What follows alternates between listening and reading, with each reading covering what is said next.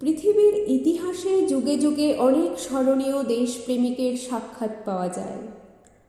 প্রাচীন যুগে কার্থেজের বীর হানিবল, মধ্যযুগে ফ্রান্সের জোয়ান অফ আর্ক, কিংবা আধুনিক যুগে তুরস্কের কামাল আতাতুর্কের নাম দেশপ্রেমিক হিসেবে অক্ষয় হয়ে আছে।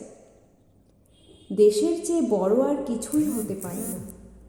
পিতা মাতা ও জন্মভূমি স্বর্গের চেয়েও বড়, একথা সর্বযুগে সর্বদেশে স্বীকৃত।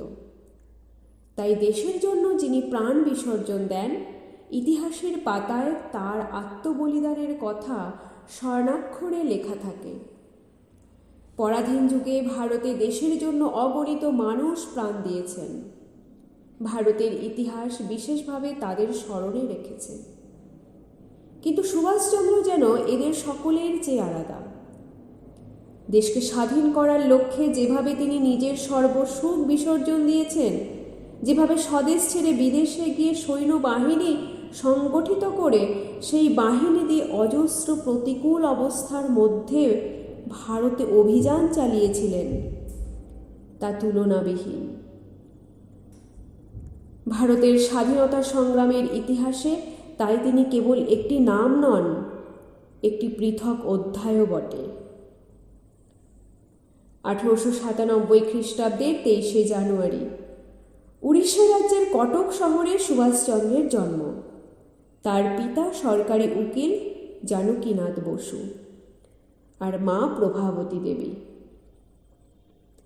কৃতিত্বের সঙ্গে প্রবেশিকা পরীক্ষায় দ্বিতীয় স্থান অধিকার করে সুভাষচন্দ্র কলকাতায় এসে প্রেসিডেন্সি কলেজে ভর্তি হন। এখানে কলেজের অধ্যাপক ওডেন সাহেবের ঔদ্ধত্য আচরণের প্রতিবাদ করতে গিয়ে তিনি কলেজ থেকে বহিষ্কৃত হন। পরে স্কটিশ চার্চ কলেজ থেকে দর্শন শাস্ত্রে প্রথম শ্রেণীর অনার্স সহ বিএ পরীক্ষা পাশ করে তিনি আইসিএস পরীক্ষা দেওয়ার জন্য ইংল্যান্ড যাত্রা করেন।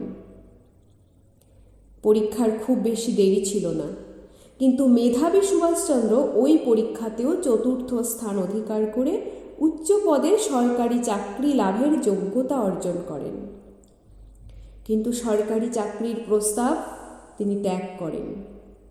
এরপর সুভাষচন্দ্র দেশে ফিরে এসে দেশবন্ধু চিত্তরঞ্জনের নেতৃত্বে মহাত্মা গান্ধীর অসহযোগ আন্দোলনে ঝাঁপিয়ে পড়েন। দেশবন্ধুকে তিনি গুরু হিসেবে বরণ করে নিয়েছিলেন। ব্রিটিশ সাম্রাজ্যবাদের বিরুদ্ধে তার বিরামহীন ও আপোষহীন সংগ্রামের সেই শুরু।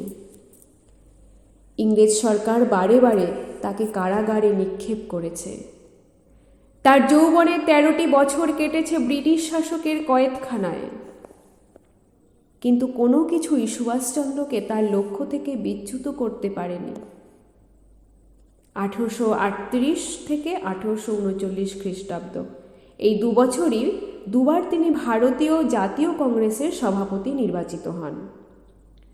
পরে গান্ধীজির সঙ্গে মতান্তর হওয়ায় তিনি কংগ্রেস দল ত্যাগ করে ফরওয়ার্ড ব্লক নামে একটি দল গঠন করে স্বাধীনতার জন্য সংগ্রাম চালিয়ে যেতে থাকেন। সুভাষচন্দ্রের জীবনের চমকপ্রদ ঘটনাটি ঘটে 1941 খ্রিস্টাব্দের 24শে জানুয়ারি। ওই দিন নিজ গৃহে অন্তরীণ থাকা অবস্থাতেই তিনি ব্রিটিশ পুলিশ ও গোয়েন্দাদের চোখে ধুলো দিয়ে ভারত ত্যাগ করে বিদেশে পাড়ি দেন। তার ভারত ত্যাগের এই ঘটনার সঙ্গে একমাত্র সম্রাট ঔরঙ্গজেবের হাতে বন্দী মারাঠা বীর শিবাজির চমকপ্রদ অন্তর্ধানের তুলনা করা যেতে পারে। তখন দ্বিতীয় বিশ্বযুদ্ধ চলছে। অসম সাহসী সুভাষ ভারত থেকে প্রথমে জার্মানিতে যান ও পরে সেখান থেকে ডুবোজাহাজে করে জাপানে আসেন।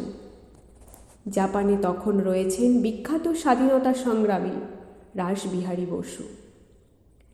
তাঁরই সহযোগিতায় সুভাষচন্দ্র জাপানিদের দ্বারা অধিকৃত সিঙ্গাপুরে বন্দী ভারতীয় সেনানীদের নিয়ে গড়ে তুললেন আজাদ হিন্দ ফৌজ। নেতাজি তিনি নিজেই ছিলেন বাহিনীর সর্বাধিনায়ক। তিনি স্বয়ং হলেন এই সৈন্যবাহিনীর পরিচালক। তার নেতৃত্বে আজাদ হিন্দ ফৌজ সুদূর সিঙ্গাপুর থেকে ভারতে এসে মণিপুরের কোহিমায় তাদের বিজয় পতাকা উড্ডীন করেছিল। কিন্তু নেতাজির ও আমাদের দেশের দুর্ভাগ্য, ঠিক সেই সময়ে জাপান সামরিকভাবে বিপর্যস্ত হয়ে পড়ায় আজাদ হিন্দ বাহিনীর কাছে প্রত্যাশিত সামরিক সাহায্য এসে পৌঁছালো না।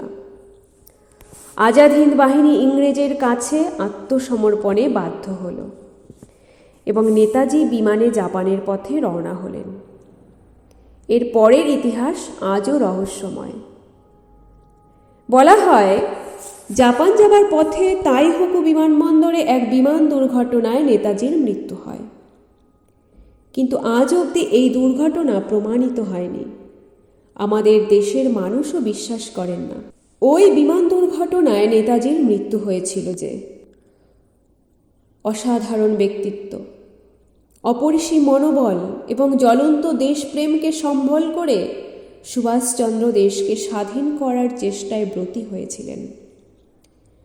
তার নেতৃত্বে আজাদ হিন্দ ফৌজ একটি সুশৃঙ্খল সেনাবাহিনীতে পরিণত হয়েছিল।